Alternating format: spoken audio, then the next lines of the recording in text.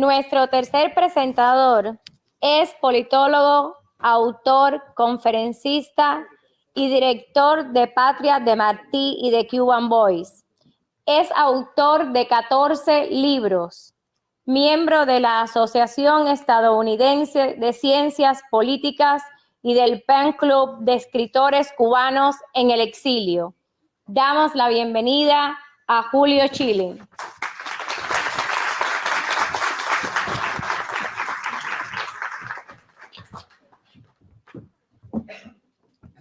Buenas noches.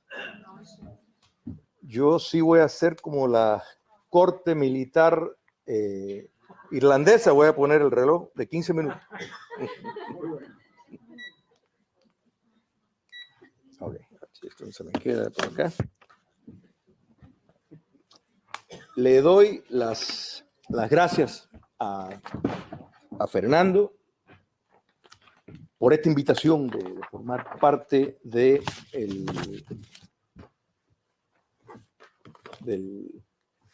este evento.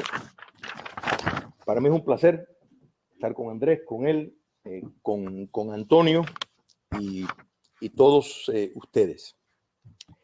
Este libro, que verdaderamente se lo recomiendo. Estoy de acuerdo que esto no es una imposición, sino es una realidad. Y voy a explicar un poco por qué. Pero curiosamente, sentado acá, me doy cuenta, yo no sé si Fernando lo preparó así, pero de la parte que a mí se me asignó, está mezclado de una forma con lo de Andrés y con lo de Antonio.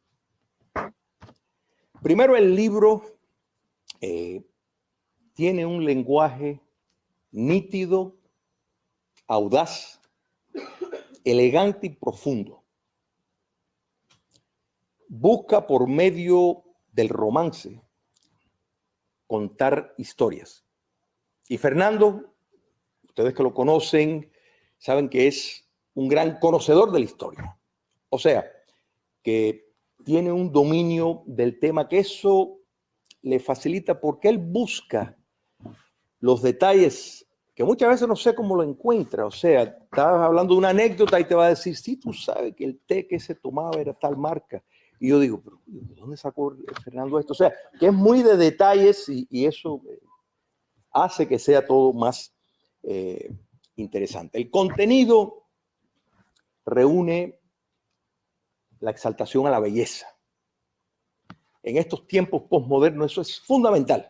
Es una contrarrevolución. Exaltar la belleza. Fernando lo hace. Toca, por supuesto, la historia. Toca la política. Pero sobre todo toca la ética.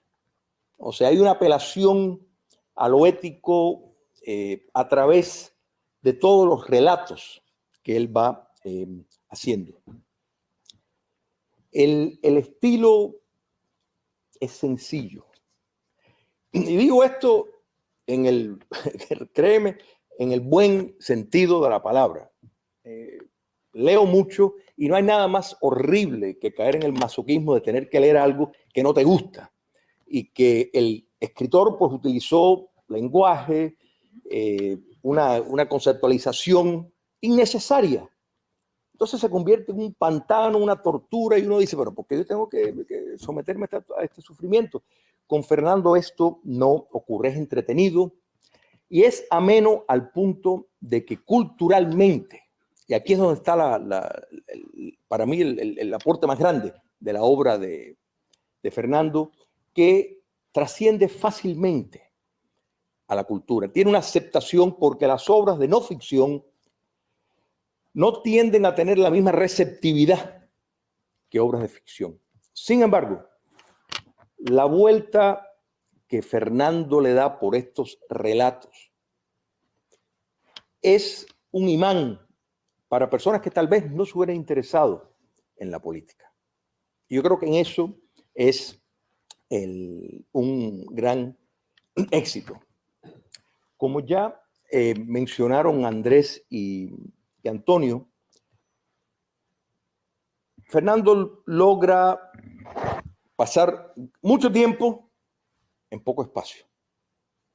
la utilización de diferentes cápsulas de tiempo, que va para adelante, va para atrás, le da un trasfondo a todo lo que viene. Y eso lo hace muy interesante y te deja enganchado para decir, bueno, yo quiero terminar de leer esto. O sea, que si tienes un compromiso de tiempo, no lo empieces a leer todavía. Espera que tengas un poquitico más, porque si no vas a quedar mal con la otra persona. A mí se me encomendó la parte de la relación de Armando Valladares y Marta Valladares. A mí me tocó la parte más difícil, porque ni Antonio ni Andrés aquí no tienen sentados a las personas de los cuales ellos estaban hablando. Pero yo tengo los jueces aquí. Y no solo eso, sino que Armando es una figura emblemática de Cuba. Entonces, si estoy un poco nervioso, ya pueden entender por qué y el reloj de los irlandeses. Armando rompió una barrera. Mira, este libro, que él me lo firmó en el año 87, que fui con mi madre, rompió una barrera porque años antes habían personas. Estaba Humberto Medrano, ese gran cubano. Pero, como bien relata el nombre del film, nadie escuchaba. Nadie escuchaba. O sea, tú puedes decir que están cometiendo las barbaridades más atroces y nadie le importa un bledo. Tú dices, pero ¿cómo es posible? Armando Valladares logró hacer que las personas escucharan. Esto podemos decir categóricamente que hay un antes y un después a la obra de Armando Valladares. El presidio político, que ha sido una fábrica de tanto dolor, ha producido romances, otros que me vienen a la mente, Ángel de Fana y su esposa, Ángel Pardo, y otros más, pero también han habido muchos desenlaces, lamentablemente.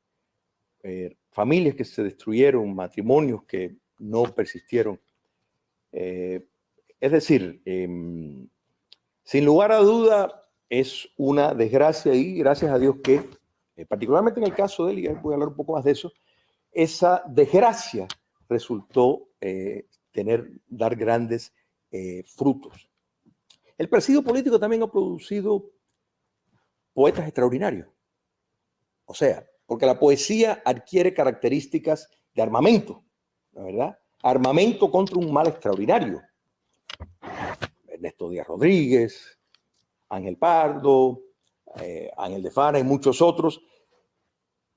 La obra de Armando logró penetrar y romper corazones que no habían demostrado ninguna simpatía con la causa de la libertad de Cuba, mucho menos con la causa de los presos políticos cubanos. Quiere decir, en un sentido de estilo, yo creo que esto nos deja ver y desde mis sillas de ruedas, yo les invito a que lean la obra poética de Armando Valladares, porque realmente es como, mira, uno puede ser el mejor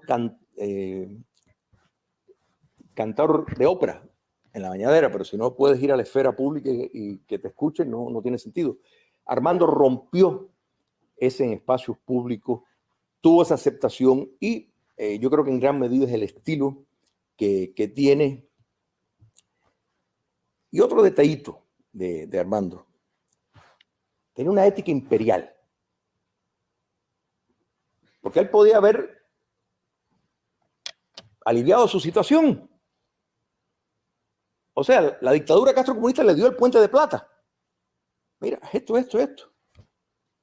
Y él él abrazó su calvario. ¿No es verdad? Yo creo que esto uno lo palpa en sus escritos, en todos sus testimonios, pero hay una realidad, mi querido amigo Armando Valladares, que tuviste un aliado indispensable, y ese fue Marta. Yo pido un aplauso por ella.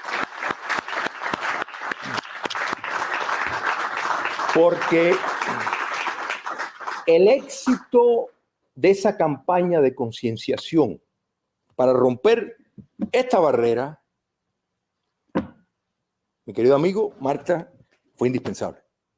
Fue indispensable desde antes para romper, tocar esas puertas y quebrar incluso barreras ideológicas de muchas personas que por años tenían una relación romántica con la dictadura castrista y sin embargo se divorciaron por el trabajo de Marta, porque sin ella tú no hubieras podido, y eso es una realidad, y esto es algo que no todos los presos tuvieron, incluso no todas las esposas o las hermanas o las madres tuvieron esa misma don. La madre de Pedro Luis Boiter, por ejemplo, no tuvo la misma, lógico, fue un tiempo más corto, pero no tuvo la receptividad, lamentablemente, en círculos internacionales. El apego con la parte de Andrés está en los Kennedys. Armando vivió esa etapa cuando la invasión liberadora de Bahía de Cochinos, que lamentablemente, debido a la traición de John F. Kennedy, fue una traición, estaban minados, o sea, las cárceles donde él estaba, por debajo. O sea, por si acaso había que volarlos. Entonces, misteriosamente, en este libro de mi amigo Fernando, pues están hablando del señor Kennedy, que yo sí considero que tiene mucho que ver con la desgracia que Cuba, no excuso a Dwight Eisenhower tampoco, porque poseían la información de dónde venía Castro y de sus raíces marxistas, y no actuó en acorde como debía, pero a quien le tocó ya decididamente era John F. Kennedy, y transformó todo como para que no ocurriera. Y el relato de Antonio, la figura de el señor John MacBride, su hijo, Sean MacBride. Bueno, efectivamente, él estuvo a cargo de Amnistía Internacional, no solo un fiel amante del castrocomunismo, sino un agente de la KGB. O sea, premiado con la Orden Lenin, y en un encuentro de derechos humanos en Venezuela, Marta Valladares, él la saluda, ¿me entiendes? La ve así, no sabe quién era una mujer bonita, y el viejo dijo, coño, a ver si ella lo miraba, y él dijo, aquí todo en un levante. Y lo menos que sospechaba el malvado es que ella le iba a empezar a hablar sobre la violación crasa de derechos humanos en Cuba. Imagínate tú, sus jefes en el Kremlin no iban a tolerar eso, y él parado, gritando, no, esto no se puede, quítale el micrófono. El viejo ahí encendido, que pararan, censurándola, pero ella siguió. Y ese es lo que tenemos en común con el hijo de irlandés. No iba a decir otra cosa.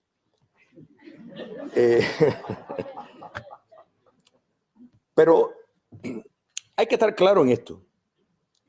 En la gran campaña de concienciación de Marta, aquí no había una descarga de victimización. No. Esto era un relato de patriotismo, de lucha. Aquí nadie se estaba quejando porque era víctima. Al contrario, estaban recuperando sus derechos naturales como manda Dios, y se lo decía en su cara. Y eso es algo que el presidio político cubano nos honra, y como cubanos, eso, pues yo creo que todos tenemos que, los cubanos y no cubanos, tenemos que estar muy agradecidos a eso. Conclusiones y la lectura de todo esto. Primero, ¿qué fue el sostén de ambos? Porque yo le estaba comentando a mi amigo Frank Rodríguez, antes de entrar acá, yo dije, wow, porque Marta, una mujer muy atractiva, estamos hablando de un montón de años, estoy seguro que tuvo ofertas de matrimonio, sin embargo, persistía abrazando su calvario. Ella quería cargar su cruz. Y uno dice, ¿qué fue el sostén? ¿Qué fue lo que más le hizo para que las cosas fueran como ocurrieron? Primero, fe en Dios.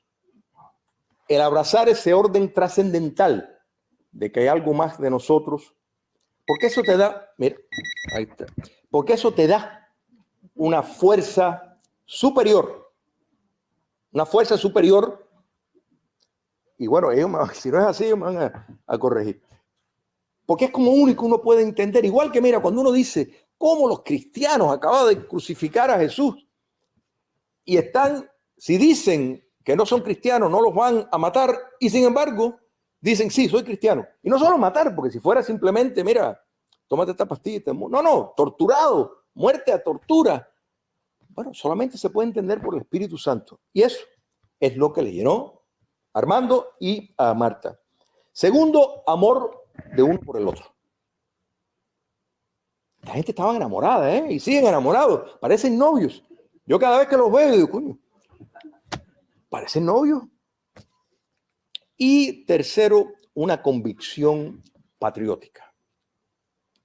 Que yo creo que Armando, precisamente el castrocomunismo, queriendo doblegar, hizo todo lo contrario.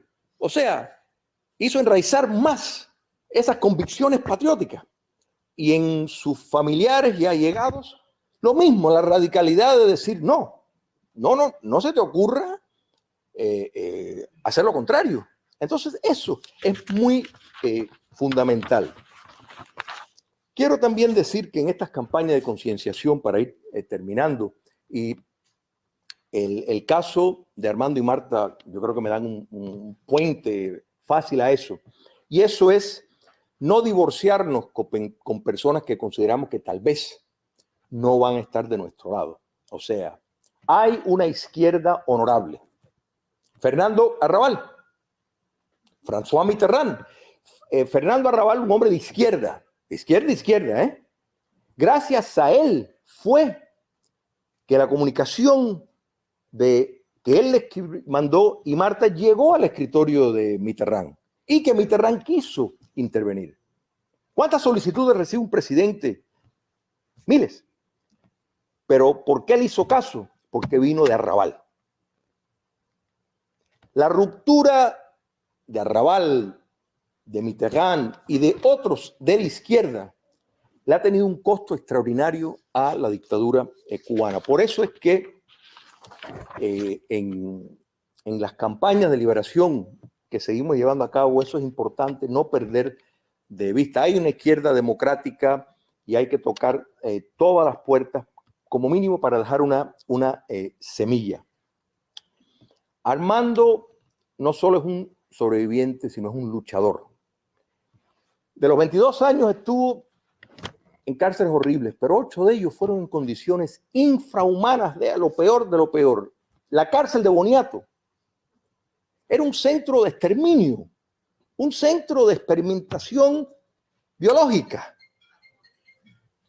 O sea, esto pasó, estos son crímenes de lesa humanidad, pero a grave extremo. Orlando Bosch, ese gran patriota cubano, hablaba de que la historia es un proceso. Y esto yo lo he dicho en otras ocasiones, así que discúlpeme si ya lo han oído. A algunos les toca estar en la vanguardia para que vengan otros en la retaguardia. Yo creo que entendimiento, la antorcha de nuestros próceres, de Boitel, de Armando, de tantos otros presos, yo creo que cuando pensamos en una Cuba libre, hay que estar clarísimo en lo que hay que hacer. justicia transicional. Y transicional es por el tiempo de la democratización, pero tiene que haber justicia, si no, no hay un Estado de derecho. Hay que desmontar el castrocomunismo.